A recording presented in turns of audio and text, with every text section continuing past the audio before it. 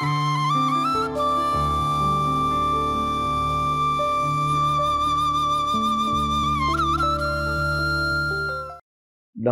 தொலைக்காட்சி பார்வையாளர்கள் எல்லோருக்கும் இனிய காலை வணக்கம்.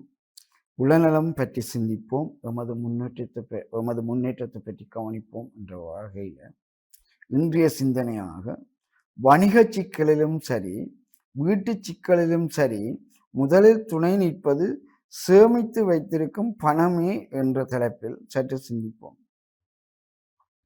என்ன ஆக்சிடென்ட் வந்தால்தான், விபத்தில் பாதிப்பு வந்தால்தான் ஏன் விபத்து நடந்ததுன்றதை நாங்கள் படிக்கிறோம்.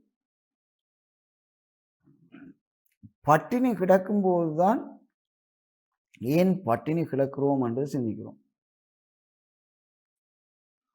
ஒரு வீட்டில் ஒரு நல்ல காரியம் நடக்கும்போது உறவுகள் ஒருவரும் வரையலி என்ற பிறகுதான் தெரியுது ஏன் உறவுகள் வரையலி என்று சிந்திக்கிறோம்.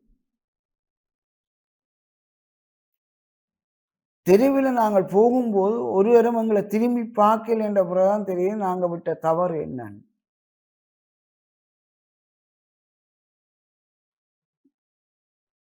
நீங்கள் 4 காசு யாருக்கும் கொடுங்க, எல்லாரும் கையேந்தி வேண்ட வருவார்கள். நீங்க யார்கிட்ட கையேந்தி கேளுங்க, 5 ரூபா 10 ரூபா தாருங்க, இந்த புக்கருக்கு வச்சா விழுந்து போச்சு, அதில் வேறு யார்ட்டையும் கேட்குறீங்களே அண்டு உங்களை விட்டு விலகி போவார். வேண்ட வருவார்கள், உங்களுக்கு கொடுக்க வர மாட்டார்.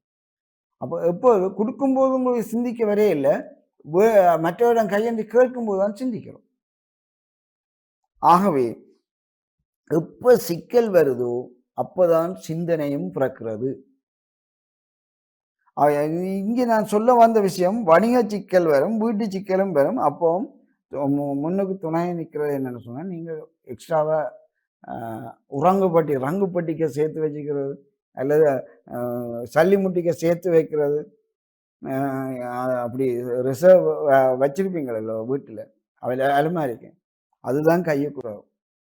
இப்போ நான் இருந்த காசை செலவழிச்சு போட்டேன், பேங்குக்கும் போயிடாது, கையில் காசு இல்லை, என்ன செய்வேன்? சல்லி முட்டி உடைக்க பார்ப்போம். இது வீடுகளில் நடக்கிறது. இல்லாட்டி எங்கே ஒளிச்சு கிழிச்சு வச்சானோ போய் தடவி கிளறி எடுக்க பார்ப்போம். அவ்வாறு நீங்கள் பேணி வைத்தால் மாத்திரமே இந்த உதவி வரும். எந்த உதவி? சேமித்து வைச்சது கையுக்கு துணையாக. ஆகவே இதை நான் என்ன சொல்றேன்டா, வணிக சிக்கல்லையும் எல்லாத்தையும் விற்று முடிச்சா காசு வரும் அல்லது விற்றா காசு வரும் என்று வியாபாரம் நடத்தலாம். சாமான் வேண்டுவதற்கு பணமும் ரிசர்வில். சில ஒரு முதலாளி என்ன செய்வாருன்னா, சாமானை வேண்டி போட்டுட்டு அந்தளவு விற்று செலவழிக்க முடியும், அடுத்ததுக்கு முதலீடு இருக்காது.